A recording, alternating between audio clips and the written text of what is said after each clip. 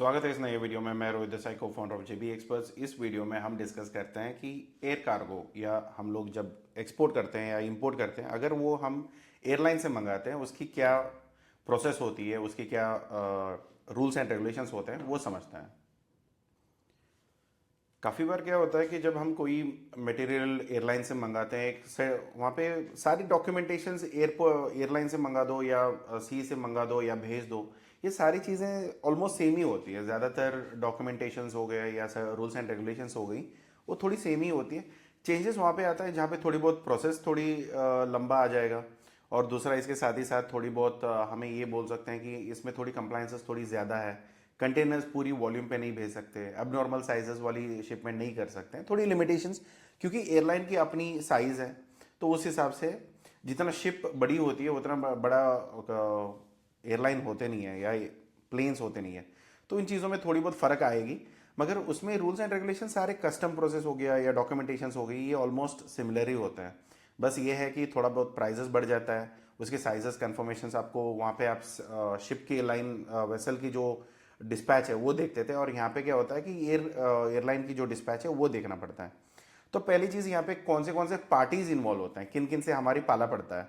तो एक है कि शिपर, जो हम खुद है, या एक्सपोर्टर है या इंपोर्टर है। कभी आप शिपर बनते हो जब एक्सपोर्टर हो, कभी आप कंसाइनी बनते हो जब आप इंपोर्टर हो। तो बेसिकली आप डबल हैट या डबल रोल प्ले कर सकते हो, क्योंकि इंडिया में एक्सपोर्ट इंपोर्ट कोड एक ही है। एक लाइसेंस ले लो, आप इंपोर्ट भी कर सकते हो, एक्सपोर्ट भी कर सकते हो। अगर फ्रीली एक्सपोर्टेबल है या फ्रीली इंपोर्टेबल है तो आपको तो कोई प्रॉब्लम नहीं है, आप कभी भी कुछ भी प्रोडक्ट इंपोर्ट या एक्सपोर्ट कर सकते हो।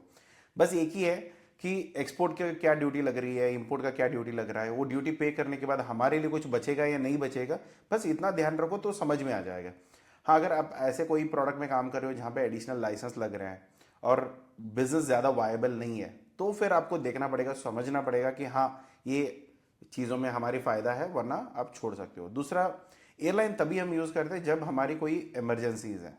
मान के चले कि प्रोडक्ट हाई वैल्यूड है, या हम लोग शिप से भेजेंगे, कहीं मिसप्लेस हो सकती है। एयरलाइन से अगर आप सिक्योर्ड ज्वेलरीज वगैरह हम भेजते हैं, डायमंड्स वगैरह हम भेजते हैं, तो फिर नॉर्मली एयरलाइन से हम प्रेफर करते हैं। एक तो जल्दी पहुंच जाएगा और थोड़ा सिक्योरिटी भी रहेगी, और लग्जरी कैटेगरी के लिए अलग सी सिक्योरिटी या इंश्योरेंस मिल जाती है। इसके अलावा आपको मेनली बाकी सारी चीज़ों में थोड़ी फास्ट सर्विस मिल जाएगा, थोड़ी वेल ऑर्गेनाइज्ड है, क्योंकि पैसे भी ज़्यादा दे रहे हैं तो फिर ऑब्वियसली उसकी सर्विस भी थोड़ी ज़्यादा अच्छी मिल जाती है। कभी कभी एयरलाइंस में क्या होता है कि हम सी रूट्स में थोड़ी बहुत कंटेनर्स कभी मिस हो गए, कहीं पे डैमेज हो गया वगैरह वगैरह, यहाँ पे भी होते हैं मगर उतना वॉल्यूम पे नहीं होता है, राइट।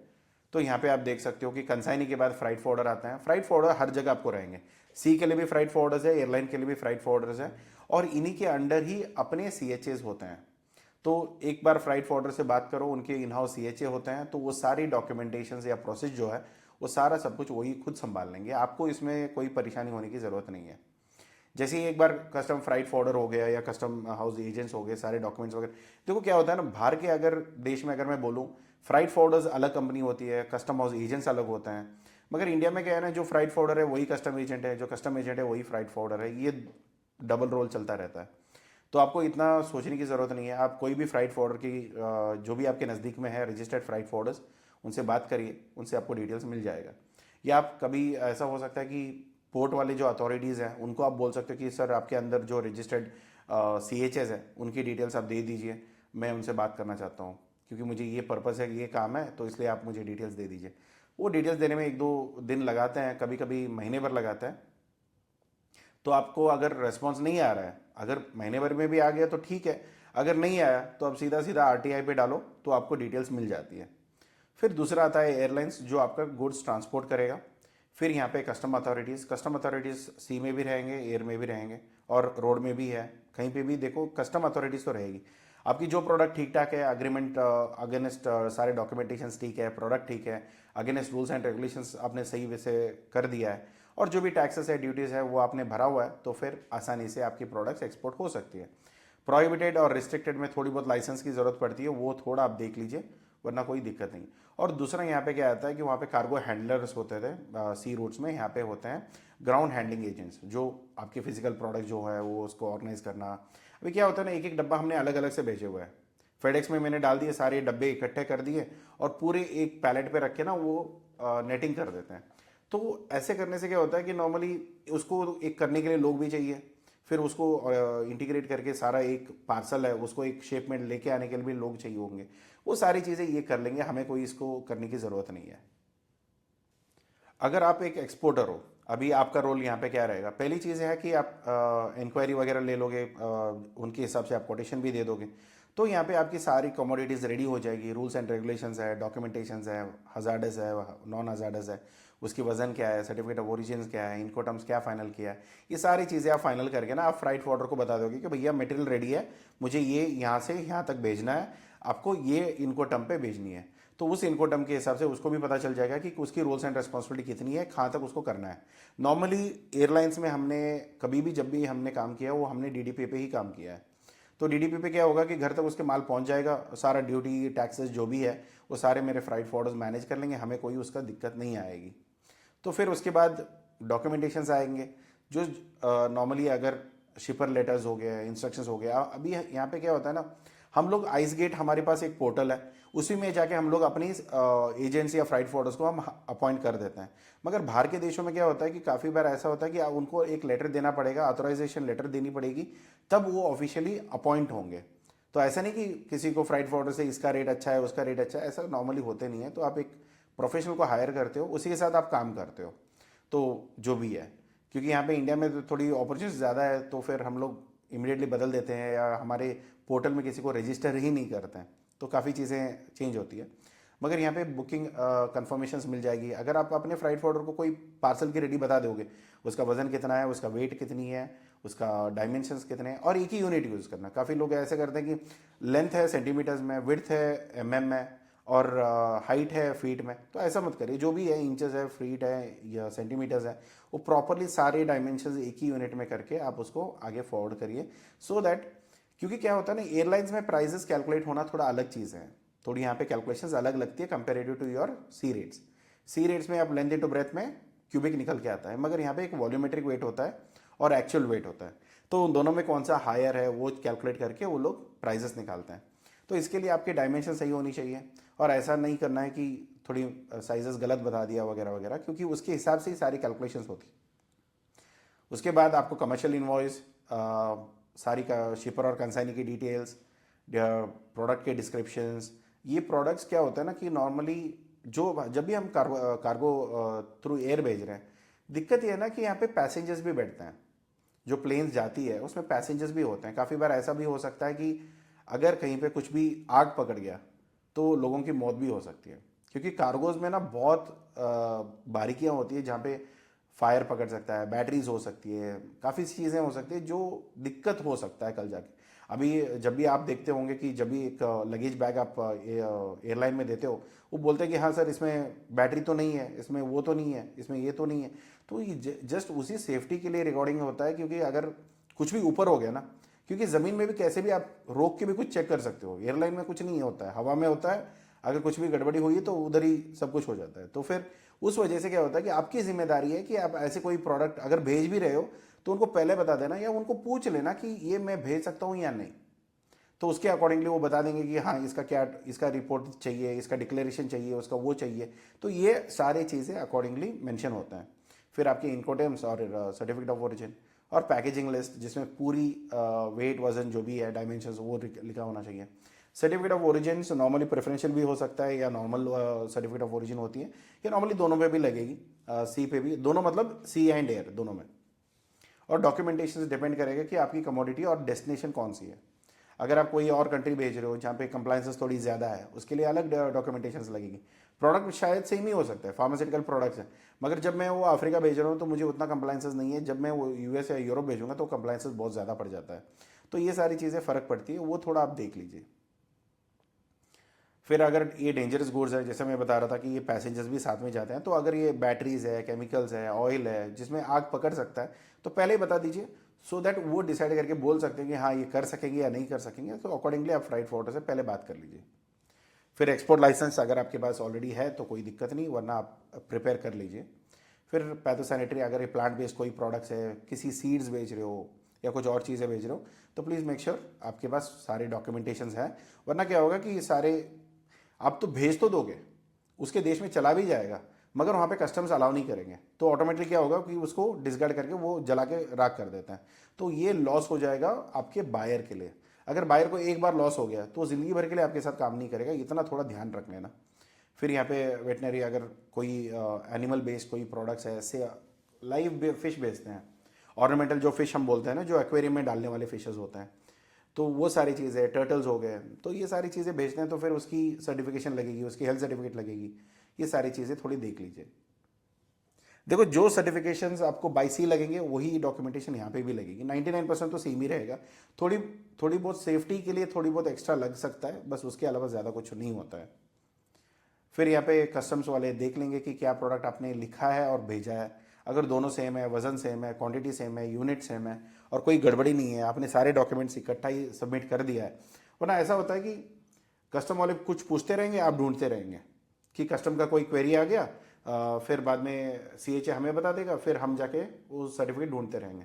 तो ये काफ़ी कुछ चीज़ें दिक्कत आने वाले काम होते हैं। अगर आपको आता नहीं है काम, तो पहले किसी कंसल्टेंट से बात करके सारी डॉक्यूमेंटेशंस रेडी कर लीजिए, फिर उसके अकॉर्डिंगली आप आगे काम कर सकते हो। वरना क्या होगा कि खेल हो जाती है ना, कि वो कुछ पूछ रहा है, मैं दोबारा भेज रहा हूँ, फिर वो पूछेगा, मैं भेजूंगा, ये टाइम वेस्ट वाली काम हो जाती है। तो पहले पूरा जान के एक बार रेडी करके भेज दो, फिर भी कभी ना कभी कोई तो इंक्वायरी आती है, तो फिर उसको रिजॉल्व करके आप क्वेरी को आंसर करके आप रिजॉल्व कर सकते हो।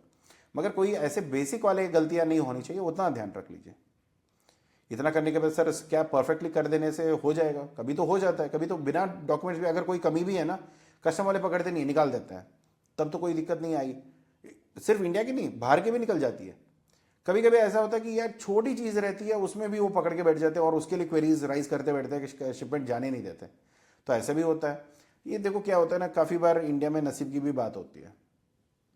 तो किसी के साथ हो गया तो हो गया, अभी हमारे साथ नहीं हो रहा है तो हमें रूल्स फॉलो करनी पड़ रही है, दैट्स इट। तो ऐसी ही चीज़ें काफ़ी फ़र्क पड़ता है। तो फिर ठीक है, अभी क्या कर सकते हैं, अभी उनके हाथ में रिस्पॉन्सिबिलिटीज़ हैं, उनकी जिम्मेदारियां हैं। कभी उन्होंने चूक कर देते हैं, कुछ और मूड में रहते हैं या कुछ और चीज़ें रहती है, कहीं पे कुछ हुआ रहता है, तो फिर उस चीज़ों में वो लोग मैनेज कर लेते हैं। अभी कभी कभी हमारी फंस जाती है तो फंस जाती है, बस सिंपल सी बात है कि अगर किसी का गलती से भी निकल गया, ये देख के अगर आप गलती में आपने बिजनेस रेडी किया है तो ऐसा मत करिए। आपको प्रॉपर डॉक्यूमेंटेशन मैनेज करके ही चलना पड़ेगा। किसी एक का अगर निकल गया, इसका मतलब ये नहीं कि आपका भी निकलेगा, तो ये ध्यान रखिए। गलती किसी से भी हो सकती है, ऐसा नहीं कि गलती नहीं होती है, तो गलतियाँ होती है। मगर जब कस्टम वालों की अगर उस टाइम पे कोई चीज़ों की क्वेरीज अगर वो लेके आता है, तो फिर आपको जॉब देना पड़ेगा। फिर अगर उस जॉब में कभी कोई गड़बड़ी निकली तो फिर दिक्कत हो जाएगी आपके लिए। तो कार्गो जब कस्टम क्लियर हो गया तो कार्गो डिलीवर हो जाएगा एयरलाइंस के लिए, फिर वो लोग मैनेज करेंगे। और जैसे ही वो प्लेन में वो लोड हो जाती है, तो फिर आपको एक मास्टर एयरवे बिल मिल जाएगा। जो मास्टर एयरवे बिल ये होता है कि नॉर्मली आपके लिए मास्टर एयरवे बिल कोई रेफरेंस पॉइंट नहीं है, क्योंकि आपके साथ इकट्ठे कितने मटेरियल गए उसका पूरा चिट्टा होता है, तो उसमें उसकी ज़रूरत नहीं है हमारे लिए। हमारे लिए यही मतलब है कि हमारे शिपमेंट का एयरवे बिल दे दो।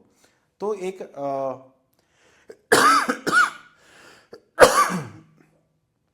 हाउस एयरवे बिल एक आता है जो आपके फ्राइट फॉर्डर आपको बाद में दे देगा, उसी को आप प्रूफ मान के चल सकते हैं। और जैसे भी आपने बोला हुआ है कि मटेरियल कब हैंड ओवर करना है, कहाँ पे हैंड ओवर करनी है, तो उसके अकॉर्डिंगली वो मटेरियल्स हैंड ओवर हो जाता है। अगर बीच में कहीं पे कोई कंटेनर्स या प्लेन डिले हो गया या टेक्निकल इशू आ गई, तो आप क्या होगा कि कार्गो रोक दिया जाएगा, जहाँ पे लोड होने चाहिए तो वो टर्मिनल पे रुक जाएगा।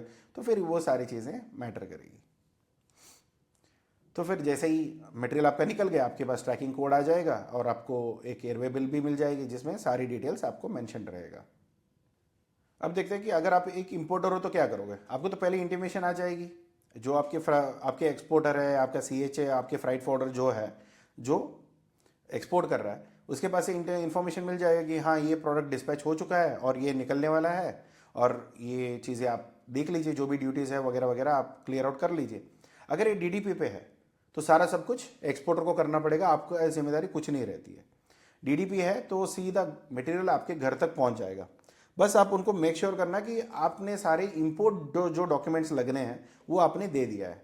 आपका इंपोर्ट का लाइसेंस, आपका अगर यहाँ पे कोई कंप्लाइंसेस है, रूल्स एंड रेगुलेशंस है, उसका कोई एडिशनल सर्टिफिकेशन लगेगी, वो सारी डॉक्यूमेंट्स आपने वहाँ पे सबमिट कर दिया है, तो फिर आपको यहाँ पे आसानी पड़ेगा, उसमें दिक्कत नहीं होगी। डॉक्यूमेंटेशन प्रिपरेशंस सारी ये सारी डॉक्यूमेंटेशंस आपके पास होनी चाहिए और आपने सबमिट कर चुके होते हैं। नॉर्मली क्या होता है ना, आपके शिपर जो होता है, जो एक्सपोर्टर है, उसने ऑलरेडी ये सारे डॉक्यूमेंट्स आपको दे दिए हैं। एयरवे बिल भी दे दिया, अराइवल नोटिस भी दे दिया, इन्फो अगर इंपोर्ट लाइसेंस आपकी रिक्वायरमेंट है, अभी मान के चलिए मैं कोई छोटी सी प्रोडक्ट मैं अमेज़ोन से मंगा रहा हूँ, हो सकता है कुछ भी, तो जब मैं अमेज़ोन से मंगाता हूँ तो मुझे इंपोर्ट लाइसेंस की ज़रूरत नहीं है। वो खुद ही इंपोर्ट करके सारा लाइसेंस क्लियर आउट करके, कस्टम क्लियर करके वो लाके मेरे घर पे दे के जाते हैं। बस थोड़ी वो उसकी लाइसेंस की कॉस्ट वगैरह जो है वो अपने एंड से मैनेज करते हो, वो हमारे लिए कोई मतलब की बात नहीं होती है। फिर अगर ये पूरी कार्गो कंसाइनमेंट है तो फिर आपको क्या होगा कि हाँ सर, आपको इंपोर्ट लाइसेंस की भी ज़रूरत होती है। फिर आपको सर्टिफिकेट ऑफ ओरिजिन, अगर आप कोई ट्रेड रीजनल ट्रेड एग्रीमेंट में काम करते हो तो फिर वहाँ पे भी आपको क्या होगा कि आप ना उसके लिए सर्टिफिकेट ऑफ ओरिजिन प्रेफरेंशियल लोगे। आप पहले ही भी बताओगे कि देखो क्या है ना, इंडिया और थाईलैंड का कोई एग्रीमेंट बना हुआ है, तो थाईलैंड वाला कोई पार्टी मुझे एक्सपोर्ट कर रहा है तो मैं ये बोल सकता हूँ कि भैया मुझे प्रेफरेंशियल सर्टिफिकेट ऑफ ओरिजिन देना, क्योंकि मुझे ना उसका क्लेम लेना है, क्योंकि मुझे ड्यूटी एग्जिबिशन हो मिल जाती है। तो फिर अगर वो सर्टिफिकेट मिल गई तो फिर आपका ड्यूटी हट जाता है, तो 5% हो सकता है, 10%, 30%, जो भी ड्यूटी है वो हट जाता है। बेसिकली आपको जो टैक्स बनता है वो दे के आप मटेरियल बाहर ले लेते हो। तो फिर ये सारे परमिट सर्टिफिकेशंस या जो कंट्रीज़ है जहाँ से आप मंगा रहे हो वहाँ पे भी आपकी कंट्रीज़ के अकॉर्डिंगली आपकी डॉक्यूमेंटेशंस बदलती है, तो वो थोड़ा देख लीजिए। कस्टम क्लियरेंसेस, जो कंसाइनीज होते हैं, जो मटेरियल आ जाती है, तो हमारे यहाँ पे कस्टम हाउस एजेंट्स भी होते हैं। या हम ये बोल सकते हैं कि भैया मैंने तो डीडीपी पे किया, तो एक्सपोर्ट इंपोर्ट फॉर्मेलिटी भी तुम्हें ही कंप्लीट करनी है, तो मुझे क्यों बता रहे हो? तो सारा सब कुछ तो वही करेगा, वो खुद। मैं ये नहीं बोलता हूँ कि एक्सपोर्टर का कोई CHE आके यहाँ पे क्लियर करके जाएगा। वो क्या करते हैं कि यहाँ पे भी एक कंपनी रहती है उनकी जान पहचान की, तो उन्होंने इनको काम दे रखते हैं, ये लोग उसको क्लियर कर देते हैं।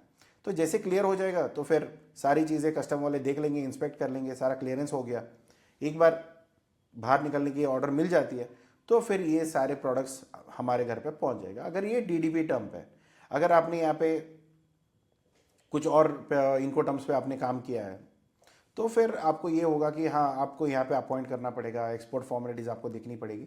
अगर आपको अभी भी इनको टर्म्स क्लियर नहीं है तो प्लीज़ जाके इनको टर्म का वीडियो देख लीजिए, पूरा समझ लीजिए, और उसमें एक रेफरेंस मैंने दिया भी है स्टडी मटेरियल, वो भी आप प्रिंट आउट निकाल के रख सकते हो, तो आपके लिए काफ़ी बेहतरी होगी। तो जब ये एक पूरी कंसाइनमेंट आप रोटेट कर लेते हो कि कस्टम्स क्लियर हो गया, आपका मटेरियल आपके घर तक पहुंच जाएगा। अगर आप डीडीपी पे काम कर रहे हो या कोई और इनकोटम पे है तो फिर आपको इन्वॉल्व होकर करना पड़ेगा कि हाँ मटेरियल आ रहा है, तो फिर आप अपने फ्राइट फोर्डर को बोलोगे कि भैया मेरा ये मटेरियल आने वाला है, तो ये उसका एयरवे बिल है, आप मुझे क्लियर करके दो। तो फिर वो क्लियरेंस चार्जेस वगैरह जो भी है, ड्यूटी कितना है क्या है वो बता देंगे, फिर उसके अकॉर्डिंगली आप प्लान कर सकते हो। एक बेसिक चीज़ें होती है, कॉन्सेप्ट्स होते हैं जो आपको हर चीज़ में चाहिए, मगर एयरलाइन में तो और ज़्यादा चाहिए। आपको पहले ही यहाँ पे क्या है, इनको टर्म्स क्लियर आउट होनी चाहिए, HS कोड का पता होना चाहिए। ये दोनों के बारे में अलग अलग से वीडियो ऑलरेडी डल चुकी है, अगर आपने देखा नहीं है तो प्लीज़ जाके देख के समझ लीजिए।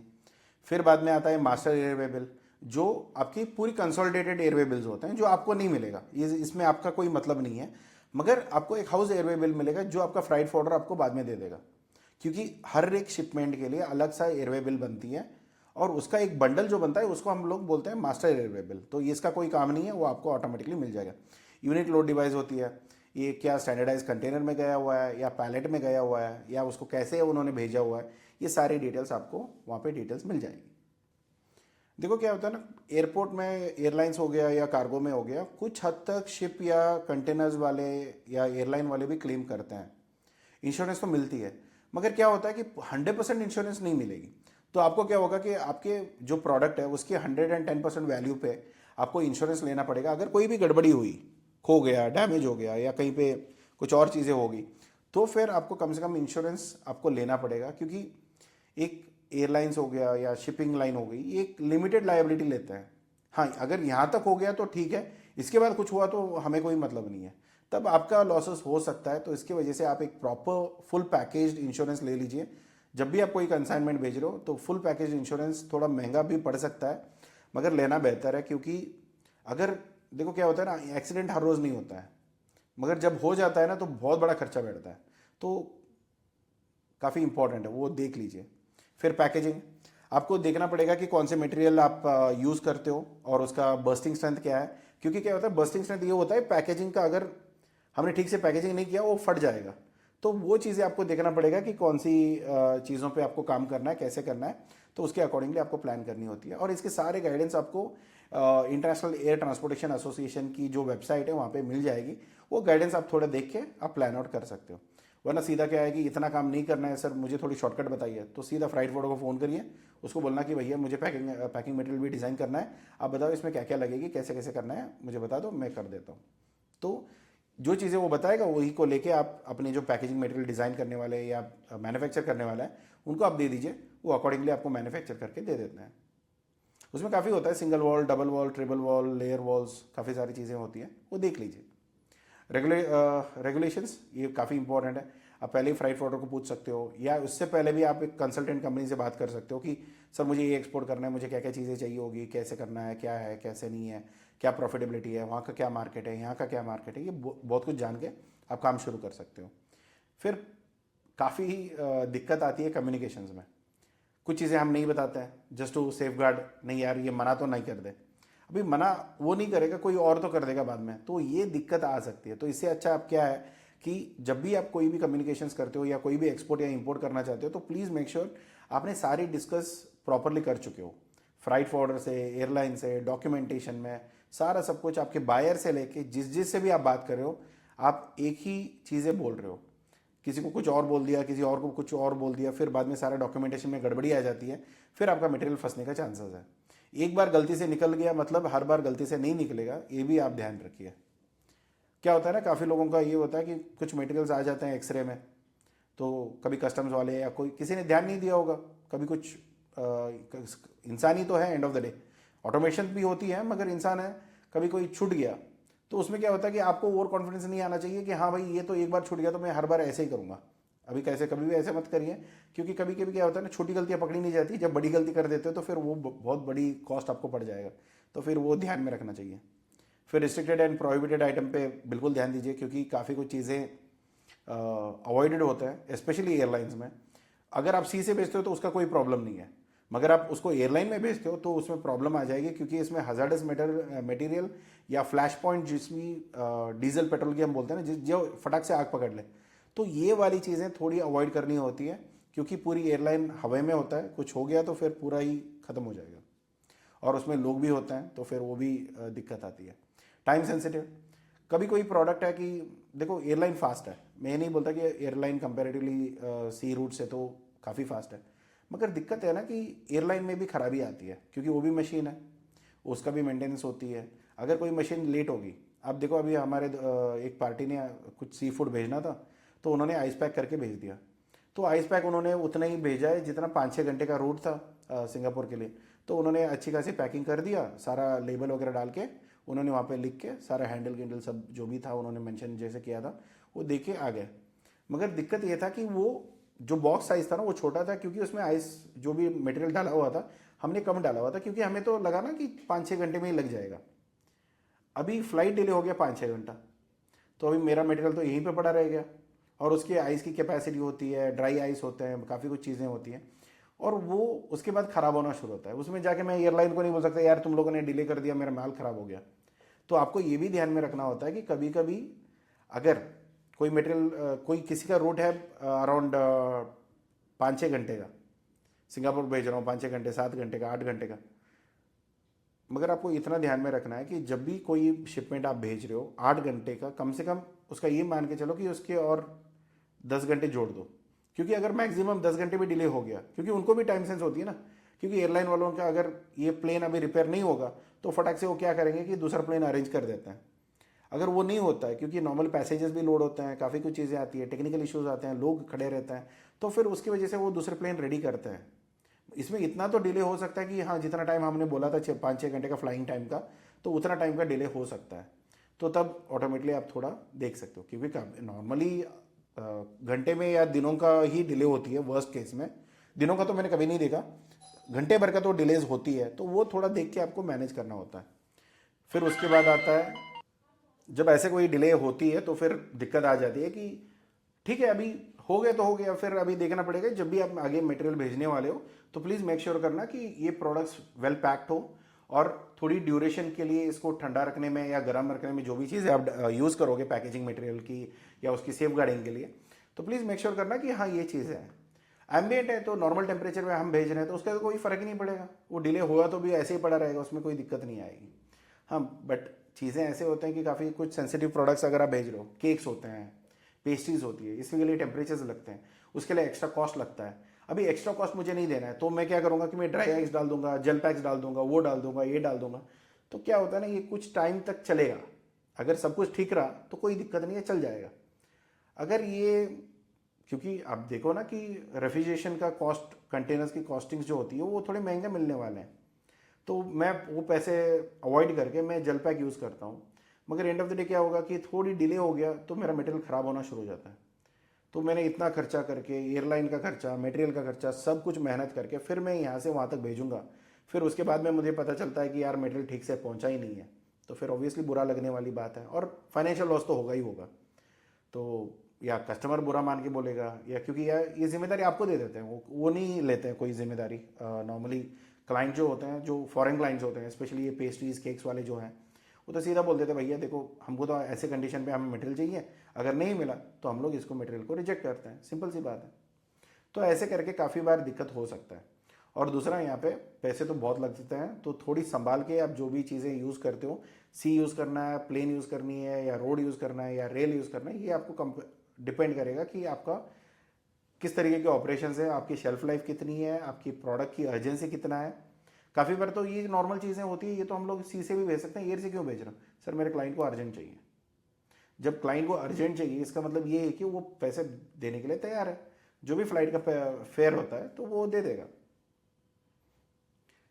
अभी क्या होता है ना, इतना सारे जान चुके हैं, तो अभी करना क्या है, तो पहली चीज़ ये है कि आप अच्छी खासी एक रेप्यूटेड फ्लाइट फॉरवर्डर को पकड़ो। पैसे हमेशा काम नहीं आता, आप नेगोशिएशन बाद में कर लेना, थोड़ी बहुत ऊपर नीचे हो सकता है। नॉर्मली सब लोग मार्केट में रहना है यार, सबको भी अच्छा काम करना है, सबको भी क्या है ना कि अच्छी सर्विस देनी है, सबको भी अपना बिजनेस बड़ा करना है।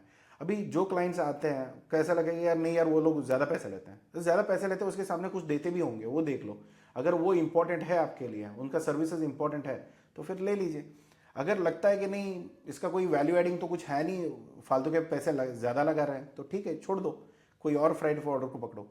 फिर दूसरा होता है कि सारी डॉक्यूमेंटेशन, जो प्रोडक्ट्स की रेडीनेस होनी चाहिए, वो सारा डॉक्यूमेंटेशन आपके पास ऑलरेडी इन्फॉर्मेशन होना चाहिए। अगर कोई भी शॉर्टफॉल ऑफ इन्फॉर्मेशन है, कुछ समझ में नहीं आया या कुछ चीज़ें पता नहीं है, या मैंने समझने की कोशिश भी नहीं किया, तो फिर दिक्कत आ सकती है। कंसल्टेंट कंपनी से बात कर लीजिए, एक्सपोर्ट से बात कर लीजिए, या आपके फ्राइट फॉरवर्डर से बात करिए, आपको जॉब मिल जाएगा, तो उसके अकॉर्डिंगली आप प्लान करके शुरू कर सकते हो।